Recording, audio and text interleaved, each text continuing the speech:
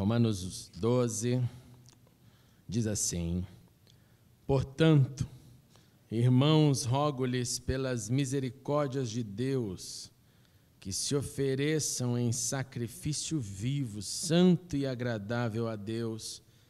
Este é o culto racional de vocês. Não se amoldem ao padrão deste mundo, mas transformem-se pela renovação da sua mente, para que sejam capazes de experimentar e comprovar a boa, agradável e perfeita vontade de Deus. Por isso, pela graça que me foi dada, digo a todos vocês: ninguém tenha de si mesmo um conceito mais elevado do que deve ter, mas, ao contrário, tenha um conceito equilibrado, de acordo com a medida da fé que Deus lhe concedeu. Assim como cada um de nós tem um corpo com muitos membros, esses membros não exercem todos a mesma função. Assim também em Cristo, nós que somos muitos, formamos um corpo, e cada membro está ligado a todos os outros. Temos diferentes dons de acordo com a graça que nos foi dada.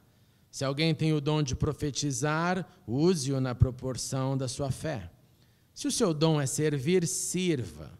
Se é ensinar, ensine. Se é dar ânimo, que assim faça. Se é contribuir, que contribua generosamente. Se é exercer liderança, que a exerça com zelo. Se é mostrar misericórdia, que o faça com alegria. O amor deve ser sincero, odeiem o que é mau. Apeguem-se ao que é bom. Dediquem-se uns aos outros com amor fraternal e prefiram dar honra aos outros mais do que a si próprios. Nunca lhes falte o zelo.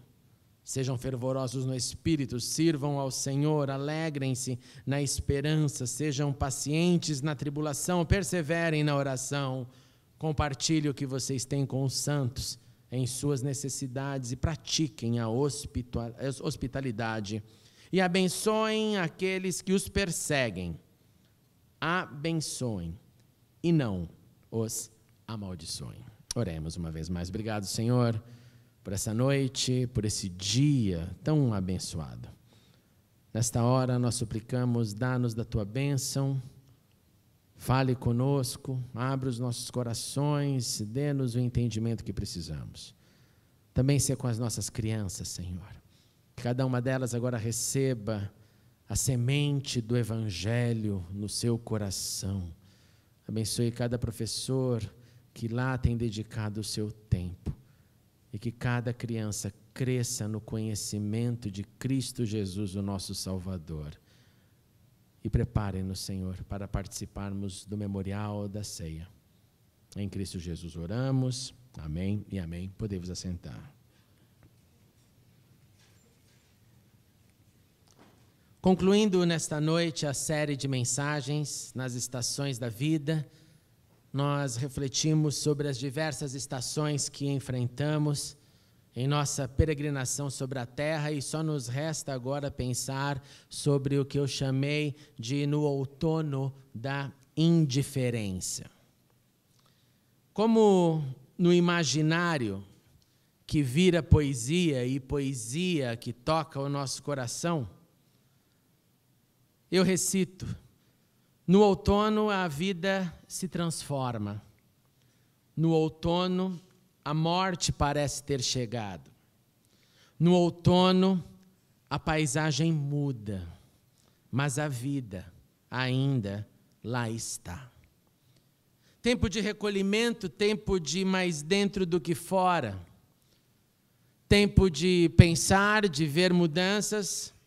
Tempo de fechar as portas do jardim, como fazíamos lá na Inglaterra. Quando o outono chegava, fechávamos as portas do jardim e esperávamos por mais 8, 9 meses para abri-la novamente. Era quase que um rito, o dia que o jardim era fechado, porque o frio não iria mais permitir estar lá. O outono traz a beleza das folhas que ganham novas cores. Antes de caírem, elas ficam às vezes amareladas, às vezes laranjas, algumas avermelhadas, como se num último suspiro elas ainda pudessem nos surpreender com a sua beleza, com a sua vida. Mas logo passam alguns dias, o vento sopra e lá se vão. Soltando-se dos galhos, esparramando-se pelo chão, o que era belo dá lugar para o deformado, árvores sem folhas. E o que não se via aparece, galhos secos. Que secos permanecem pelo tempo dessa estação, parecendo estar sem vida, mas com a vida dentro daquilo que parece morte. O outono pode ser também proveitoso quando na transição de temperatura nós podemos desfrutar de um clima agradável, facilmente suportável, sem a necessidade de muito agasalho, sem muito desconforto. O outono, em comparação das outras estações, é provavelmente um tempo de pouca contemplação. Se compararmos com o verão, com o desejo de ir para a praia, com a beleza da primavera, ou mesmo com a expectativa do inverno, o outono parece ser menor, mesmo não sendo. Por isso eu comparo e relaciono o outono com o drama da indiferença. E a indiferença é uma reação de quem nada ou pouco consegue sentir. Nada ou pouco consegue deslumbrar, consegue vivenciar, consegue contemplar. A grande verdade é que o indiferente não vibra. O indiferente não consegue sonhar. Ele não produz criativamente com a alma, logo ele não cria. O indiferente não se entusiasma, porque afinal ele é indiferente a qualquer entusiasmo de qualquer pessoa. Ele não enxerga as possibilidades, ele somente vê, mas não percebe, não entende. A indiferença, ela limita.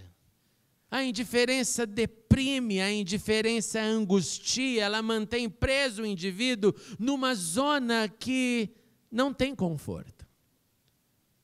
Preso numa zona desconfortável, onde a mais comum reação é a murmuração por aquilo que eu julgo ser a causa da minha indiferença, mesmo quando nunca foi a causa da minha indiferença.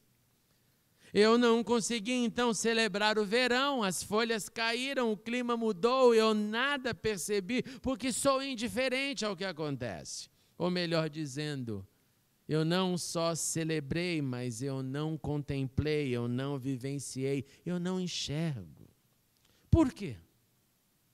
Porque a indiferença, ela não celebra nem o que vem antes, nem o que vem depois. A indiferença somente sobrevive. E ela sobrevive no frio ou no calor, diante das flores, na ausência delas, numa rotina de subsistência e falta de rumo.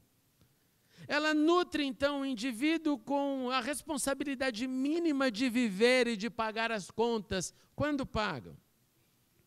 Diante da fé, a indiferença se mostra como inimiga do amor de Deus, porque Deus nunca foi e nunca será indiferente.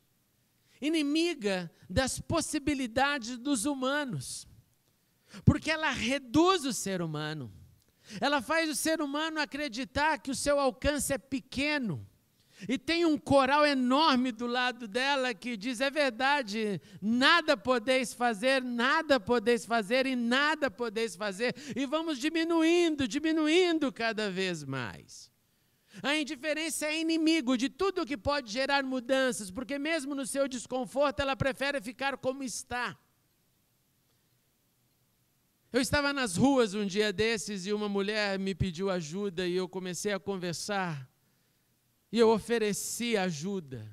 Eu falei, olha, eu atendo aqui na igreja, não importa o seu credo, não importa qual seja a sua realidade. Se você quiser conversar comigo, eu estou aqui, é só vir. E ela olhou para mim assim, olha, não me leve a mal, mas eu não quero conversar com pastor nenhum.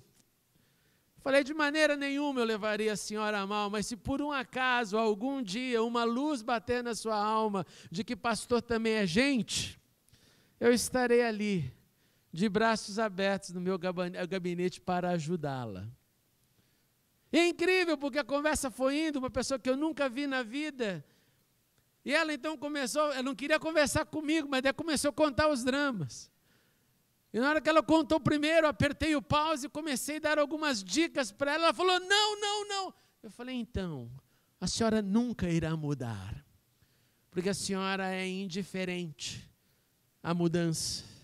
A senhora quer constatar o problema, celebrar o problema, gritar que tem o problema e não quer dar um passo para sair dele. A senhora vai continuar nele por todos os seus dias, mas se por um acaso a senhora quiser conversar, eu estarei ali. Dei um abraço, teve ainda um abraço e um beijo gostoso, e eu parti pensando com o coração dolorido. Que a indiferença faz a gente, inclusive, detectar o drama. Mas o isolamento que ela provoca torna muita gente inimigo, quando muita gente nunca nem foi, nunca causou problema, como ela nunca me viu na vida, eu apareci do nada na frente dela. A indiferença é inimiga do novo. A indiferença é inimigo daquilo que pode nos transformar. À luz dessa introdução, diante do trecho que lemos, quando o apóstolo Paulo escreveu para os romanos, eu quero convidar que você coloque a sua atenção, percebendo quanto o discurso dele é contrário a tudo que pode ser gerado pela indiferença. Ele começa falando e convidando os romanos e nos convidando que possamos nos oferecer como um sacrifício vivo. Que eu possa chegar diante de Deus e dizer, Senhor, aqui eu estou, eu vivo para Ti, numa tentativa e numa força de ter um viver santo, agradável, e Paulo define este é o culto racional. É o culto que acontece fora do culto.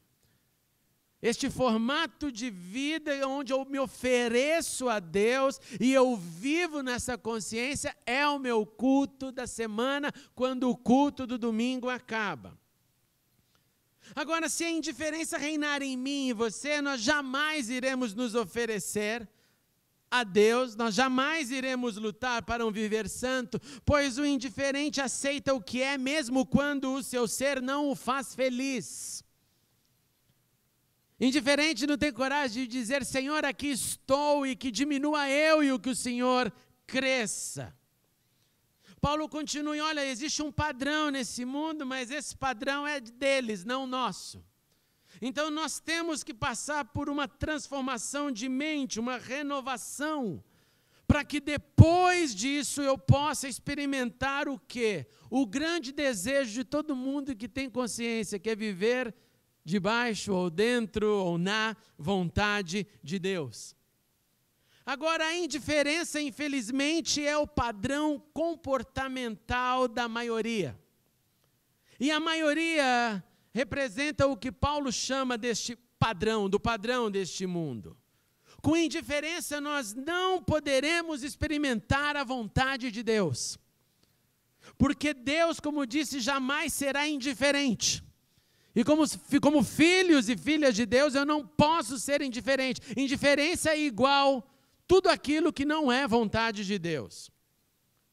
Paulo continua, olha, não tenha um conceito elevadíssimo a seu respeito. Não coloque a sua pessoa, o seu QI, a sua vida, tudo que você é acima. Tenha equilíbrio.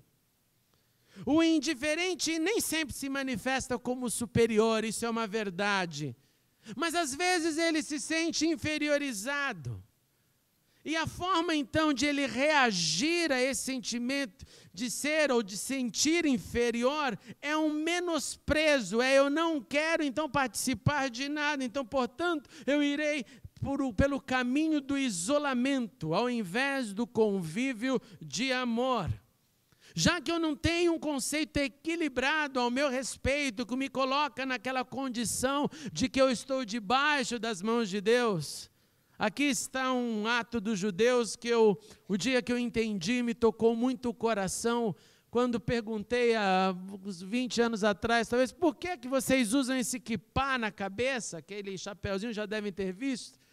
E uma pessoa com muita ciência, depois de muitas respostas, me respondeu com muito carinho, dizendo, é só para lembrar que acima de mim tem um Deus que é maior do que eu. É só para lembrar que eu estou abaixo, não acima.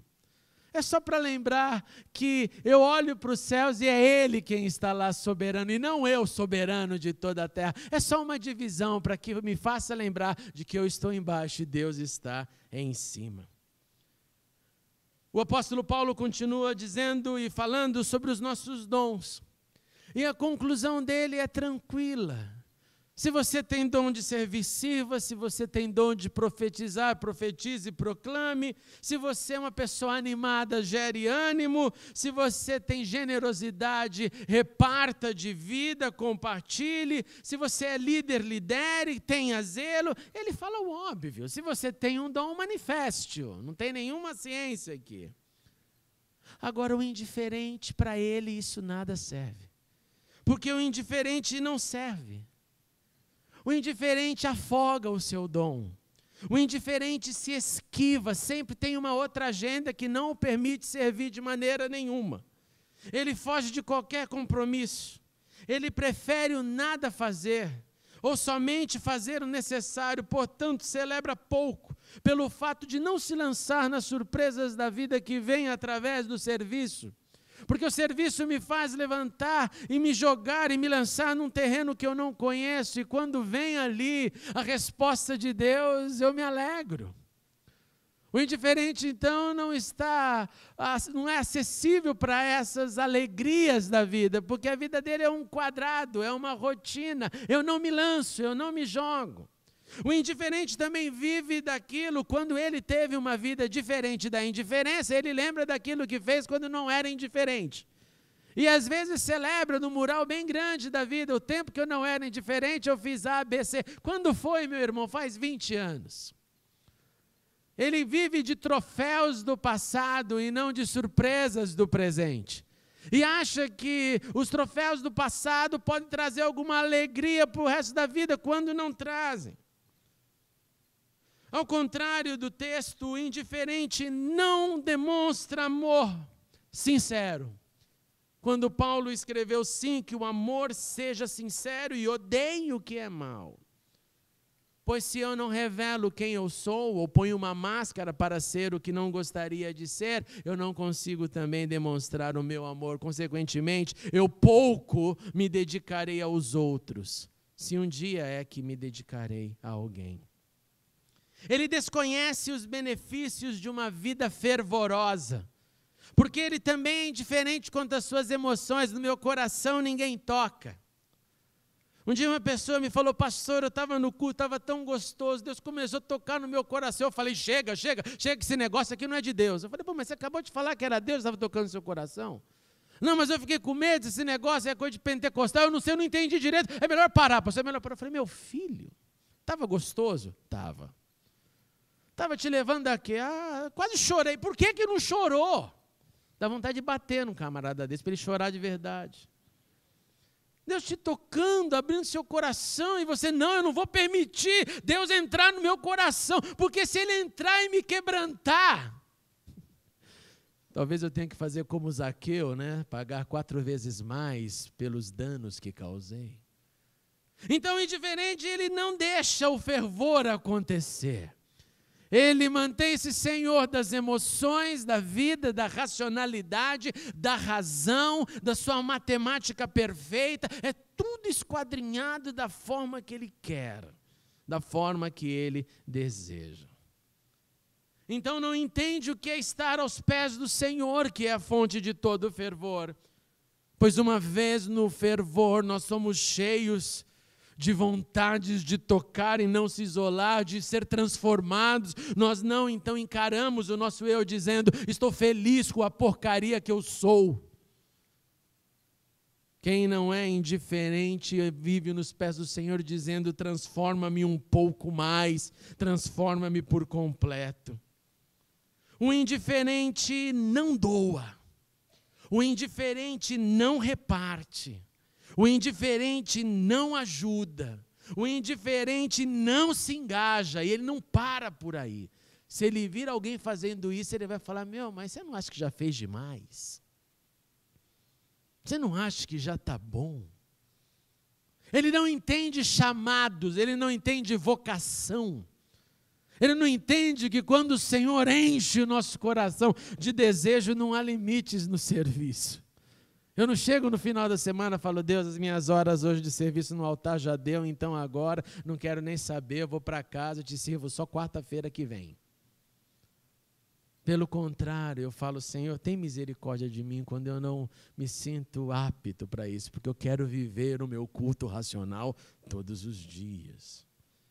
O indiferente, ao contrário das palavras de Paulo de abençoar a todos, ele não abençoa ninguém, muito menos os seus opositores. Ele não chora com ninguém, ele não se alegra com ninguém, porque o choro é problema seu e a alegria sua me causa inveja, então que eu fique aqui e você aí. Ele prefere manter a sua individualidade, os seus olhos, os seus ouvidos, os seus sentidos, longe de tudo aquilo que pode transformar. Ao contrário de Paulo, quando disse: abençoem aqueles que os perseguem. Abençoem e não os amaldiçoem. Quando o outono da indiferença quiser te dominar, meu irmão e minha irmã, faça diferente. Quando o outono da indiferença quiser te sequestrar, e eu concluo com a leitura de Paulo do mesmo capítulo: alegrem-se com os que se alegram, mas também chorem com os que choram. Tenham uma mesma atitude uns para com os outros. Não sejam orgulhosos, mas estejam dispostos a associar-se a pessoas de posição inferior. Não sejam sábios aos seus próprios olhos. Não retribua a ninguém mal por mal. Procurem fazer o que é correto aos olhos de todos. E façam todo o possível para viver em paz com todos. Amados, Paulo escreve: nunca procurem vingar-se, mas deixem com Deus a ira, pois está escrito: minha é a vingança e eu retribuirei, diz o Senhor. Justiça é dele, não nossa. Pelo contrário, se o meu inimigo tiver fome, dele de comer, se tiver sede, dele de beber, e fazendo isso você amontoará brasas vivas sobre a cabeça dele. E não se deixem vencer pelo mal, mas vençam o mal com o bem. Concluindo esta série, meus irmãos, no outono, as folhas caem e as flores não abrem mais. Seu perfume já cessou o tempo para pensar na vida. No inverno tudo muda com a ausência de calor. O que resta é a esperança de manter quente o amor. Na primavera irá abrir a morada de rosas e jasmim, surgindo flores, arco-íris de cores, que vem anunciar o sol que vai chegar.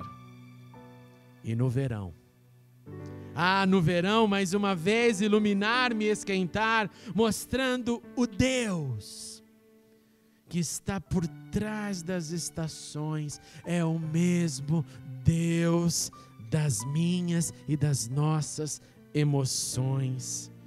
Por isso eu não quero, por isso eu não vou, eu não consigo parar de te louvar, Senhor, e que o meu louvor vença a indiferença que queira me apagar.